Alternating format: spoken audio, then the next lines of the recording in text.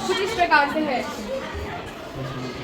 भगवान विष्णु मंगलम गरुड़ध्वज मंगलम कुंडलीकाक्षाय मंगलाय तनोहरि। ओम शांति शांति शांति। हे मूर्ख कंस, मोह करने का समय नहीं, वेद प्रकट करने का समय है। जिसे तू इतनी प्रसन्नता से विदा कर रहा है, उसकी देवकी की 8वीं संतान तेरा काल बनेगी, तेरा अंत करेगी। इस देवकी की 8वीं संतान मेरा काल बनेगी, जिसे देखकर देवता भी कांपने लग जाते हैं, उसे इस देवकी की 8वीं संतान मारेगी। डाल दो इन्हें अलग अलग कारागारों में।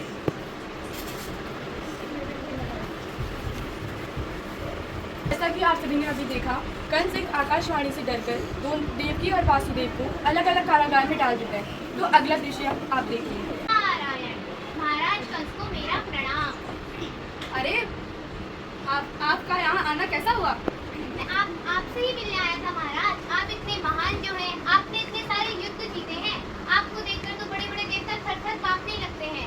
बात तो तुम सही कह रहे हो। लेकिन महाराज, जब मैं आपसे मिलने आ रहा था तो मथुरावासी ये बात कह रहे थे कि महाराज कंस एक आकाशवाणी से डर गए, देवकी की उस 8वीं संतान से डर गए। क्या? हाँ महाराज, जब मैंने ये सुना तो मैं खुद अचंभित हो गया था कि महाराज कंस ऐसे उस देवकी की 8वीं संतान से कैसे भयभीत हो सकते हैं। इसके आगे आप ही सोचिए। मैं तो चला। नारायण नारायण। सैनिकों, जी महाराज, इन्हें एक एक कारागार में डाल दो। तो जैसा आपने अभी देखा, नारद मुनि ने कंस को पहला फुसलाकर दोनों को एक ही कारागार में डालने पर मजबूर देवकी और वासुदेव की पहली संतान जन्म लेती है। महाराज कंस को बताना होगा। कंस को मेरा प्रणाम। महाराज कंस देवकी की पहली संतान में जन्म लेगी। ये तो बहुत अच्छी बात है। महाराज कंस को मेरा प्रणाम।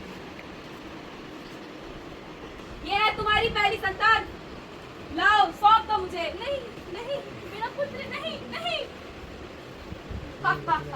क्या दुर्भाग्य है इसका, जन्म लेते ही मृत्यु के मुंह। इस प्रकार कंस देवकी की 7 संतान मार देता है। अब समय आते हैं देवकी की 8वीं संतान होने का। महाराज कंस को मेरा प्रणाम। महाराज कंस देवकी की 8वीं संतान में जन्म लेगी। तो ये आखिरकार ये घड़ी आ ही गई। प्रणाम महाराज।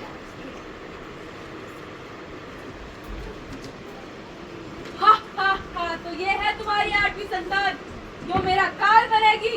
आ गया वो क्षण। नहीं नहीं, मेरा पुत्र नहीं नहीं, मेरा पुत्र नहीं। तो यही था वो मेरा काल। हे मूर्ख कंस, तेरे पापों का घड़ा भर चुका है।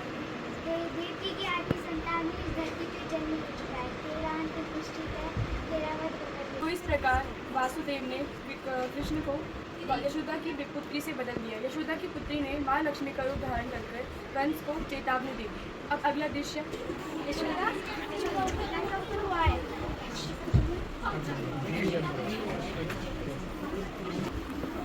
अरे कान्हा, कान्हा माटी मत खाओ, कान्हा माटी मत खाओ। अरे रहने दो दाऊ। रुक, अभी काकी को बता कर आता हूँ। उसको कान्हा माटी खा रहा है। कान्हा, कान्हा, माटी मत खाओ कान्हा। मुंह खोलो। काकी उठो, काकी काकी उठो। यशोदा, यशोदा, बेहोश क्यों हो गई थी? वो कान्हा के मुंह में। अरे इसके मुंह में तो कुछ भी नहीं है, इसे देखते तो लगता है किसने माटी खाई है।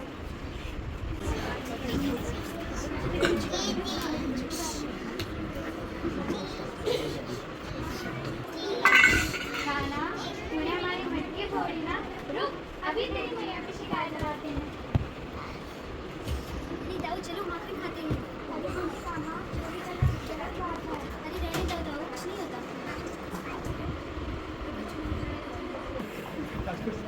कान्हा, माखन खा रहे हो? मैंने माखन नहीं खाया। अच्छा, बहुत शरारती हो रहे हो तुम। नहीं मैया, चलो। मैंने माखन नहीं खाया।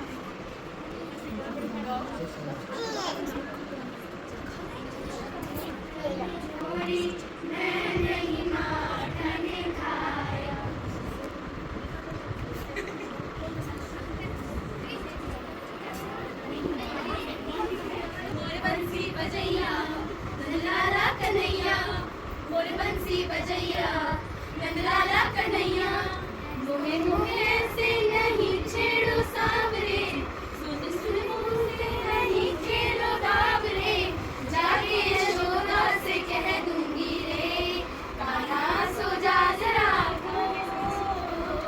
कान्हा सो जा जरा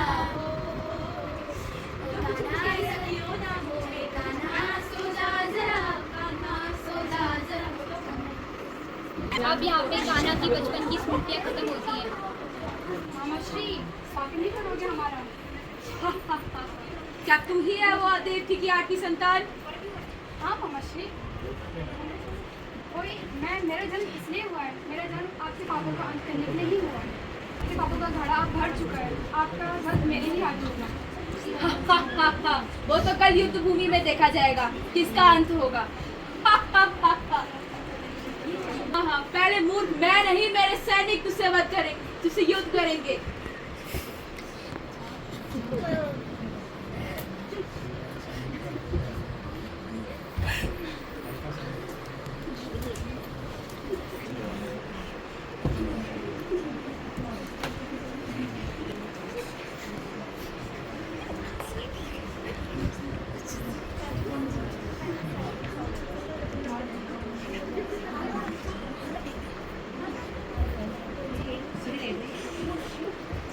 तो इस तरह कंस का अंत हुआ।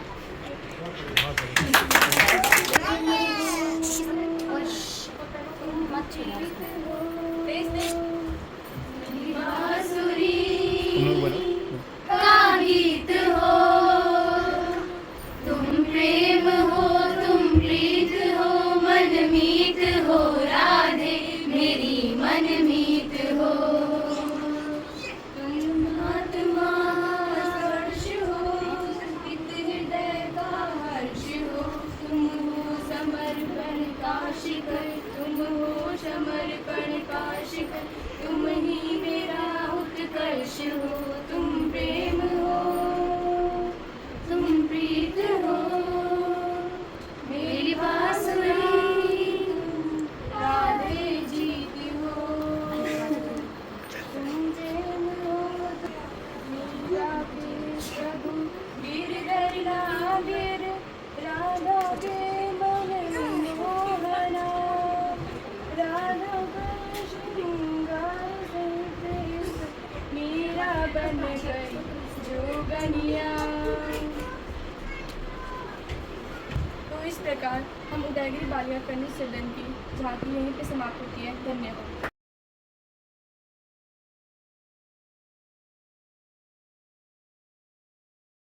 जब जब धरती पर पाप पड़ता है तब तब भगवान धरती पर अवतरित होते हैं। इसी प्रकार कंस के पाप का घड़ा अब भर चुका था, इसलिए श्री कृष्ण को उसका उद्धार करने आना ही पड़ा।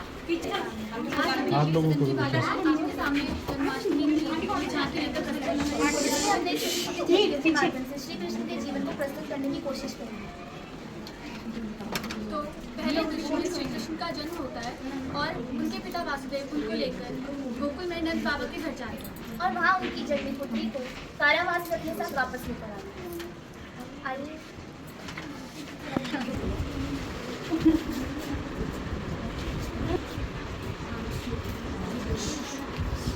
जरा मैं भी तो देखूं मेरा भांजा कैसा है।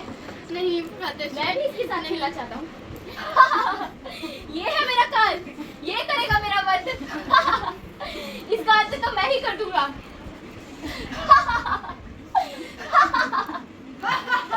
अरे मूर्ख कंस, तू क्या समझता है कि तूने अपनी मृत्यु पर विजय पा ली? तू गलत है। तेरा काल अभी भी जीवित है, तेरी मृत्यु निश्चित है। तेरा अंत होगा। ऐसा कभी नहीं हो सकता। तेरा अंत होगा। अब हम आपको ले चलते हैं श्री कृष्ण द्वारा रचित उनकी रासलीला की।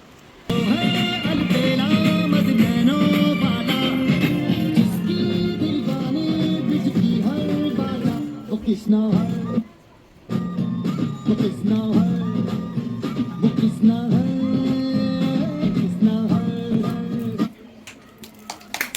कंस मामा, आपके पापों का घड़ा भर चुका है। आपका अंत करने में आ चुका हूँ। आओ भाजे आओ, तुम्हारा स्वागत है मेरी इस भव्य नगरी में। जरा मैं भी तो देखूं कि यही बालक था वो जो मेरा वध करने चला था। हाँ, मैं ही वो बालक हूँ जो आपका अंत करेगा। वो तो देखा जाएगा कौन किसका वध करता है। तो ठीक है मामा, आज दो हाथ हो ही जाए। हाँ हाँ, क्यों नहीं।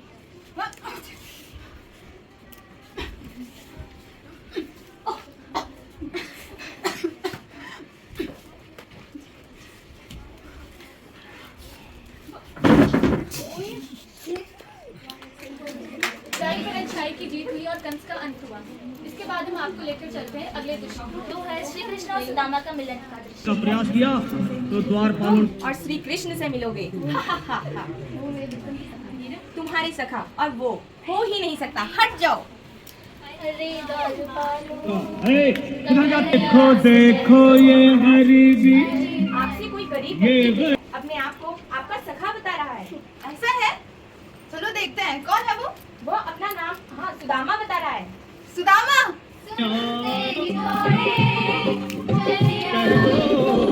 के दर पे गरीब आ गया है, के दर पे आओ सुदामा आओ, कोई नहीं रोक सकता।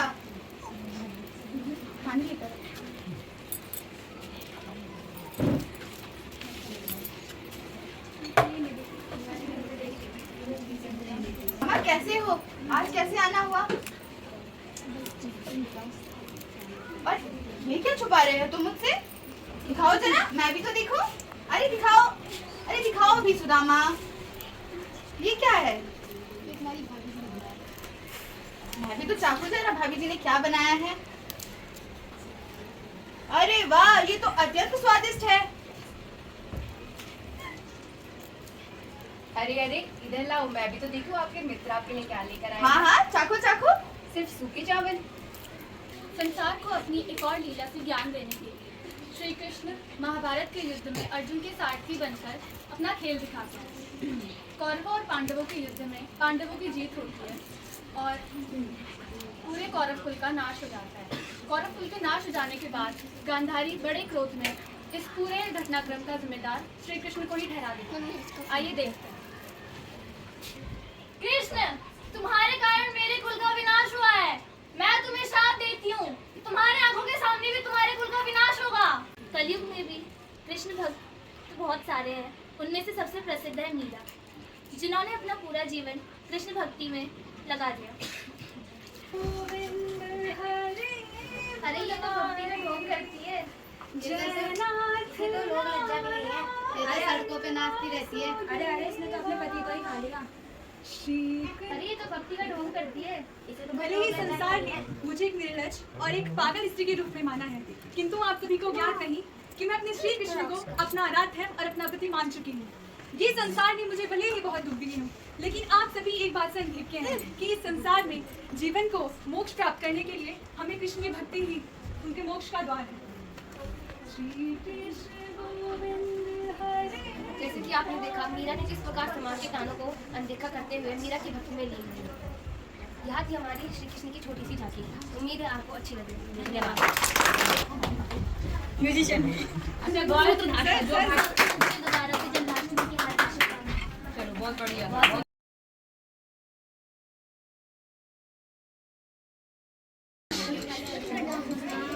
आप सभी को श्री कृष्ण जन्माष्टमी की हार्दिक शुभकामनाएं। हम शिवाली सदन की ओर से इस श्री कृष्ण जन्माष्टमी के पावन अवसर पर एक झांकी प्रस्तुत करना चाहते हैं। पहले दृश्य में मथुरा के राजा कंस अपनी बहन देवकी और वासुदेव का विवाह करवा के उनको ससुराल छोड़ने जा रहे हैं, जो कि कुछ इस प्रकार से है।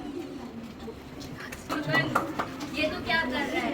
अपनी नंद को स्वयं बुलावा दे रहा है। इस बहन को इतनी कुछ जमीना कर रहा है। उसी की 8वीं संतान से मेरा अंत इस ब्रह्मांड में कोई कर ही नहीं सकता। अगर मेरा अंत इसका पुत्र करेगा तो मैं इसको ही मार देता हूँ। नहीं भैया, रुक जाओ कंस, रुक जाओ कंस, मैं तुम्हें वचन देता हूँ, मैं अपने 8 संतानों को तुमको दे दूंगा। स्वामी सैनिकों, बंदी बना लो इन्हें। नहीं भैया, भैया हमें छोड़ दो। भैया ऐसा मत करो। ऐसे ही कंस 7 संतानों को मार डाला था, पर जब 8वीं संतान पैदा होती है तो पूरी नगर सो जाती है और वासुदेव को आकाशवाणी सुनाई देती है। हे भगवान विष्णु का अवतार है, इसे नंद के घर रखो और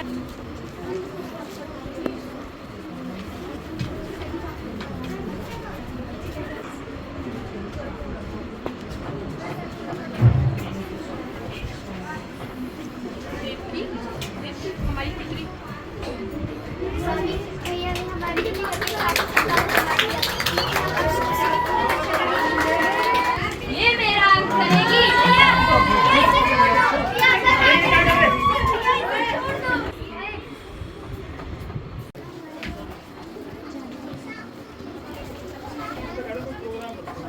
ये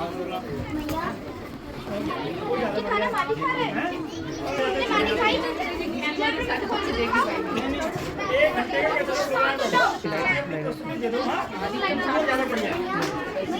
यशोदा, यशोदा उठ जाओ। क्या हो गया बेटा? सारी खा रही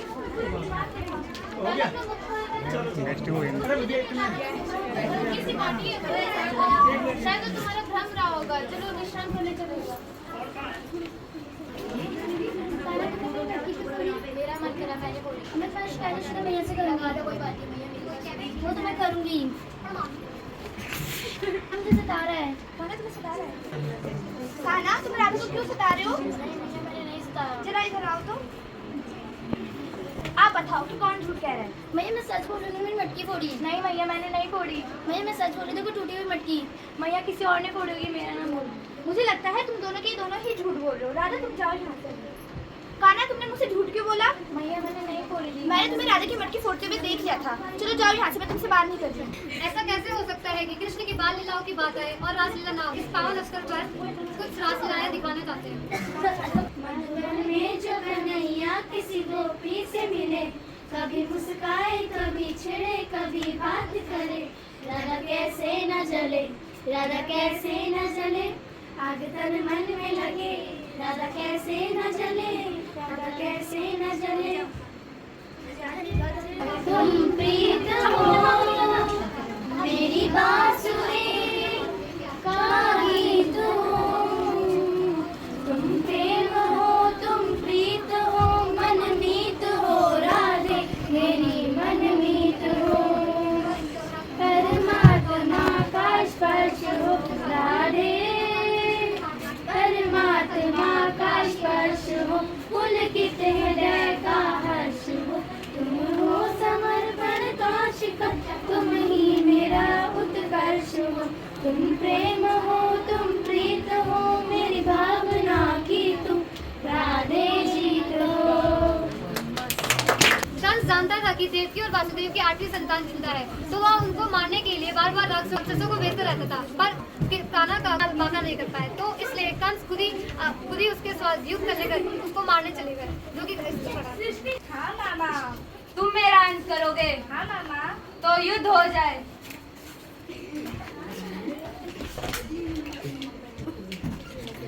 कंस को मारने के बाद कृष्ण मथुरा के राजा बन जाते हैं। तो उनका एक बचपन का मित्र उनको एक बार मिलने आता है।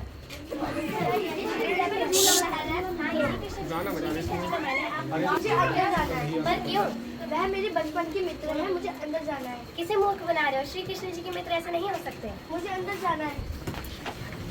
सुनो गारिफानो यहाँ से कह दो कि दर पे सुदामा गरीब आ गया है, कि दर पे सुदामा गरीब आ गया है, भटकते भटकते न जाने कहाँ से, भटकते भटकते न जाने कहाँ से, तुम्हारे महल के करीब आ गया है, न सर पे है पगड़ी न तन पे है जामा, बता दो कन्हैया को नाम है सुदामा, बता दो कन्हैया को नाम है सुदामा। रुको रुको,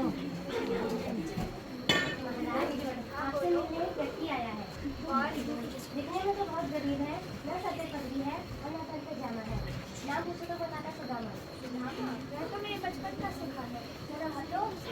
सुनते ही दौड़े चले आए मोहन, लगाया गले से सुदामा को मोहन, लगाया गले से सुदामा को मोहन, बराबर में अपने सुदामा बिठाए, बराबर में अपने सुदामा बिठाए, चरण आंसुओं से लाए, चढ़ाए हुआ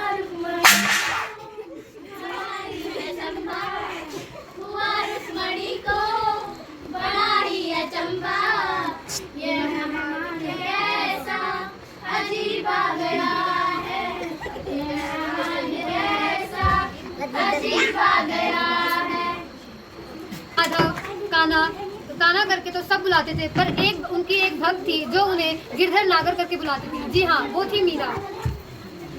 कृष्ण गोविंद हरे मुरारी, हे नाथ नारायण वासुदेवा। श्री कृष्ण गोविंद हरे मुरारी, हे नाथ नारायण वासुदेवा। आपसे बात अगर कोई भूल हुई होगी तो हमें क्षमा करना। धन्यवाद।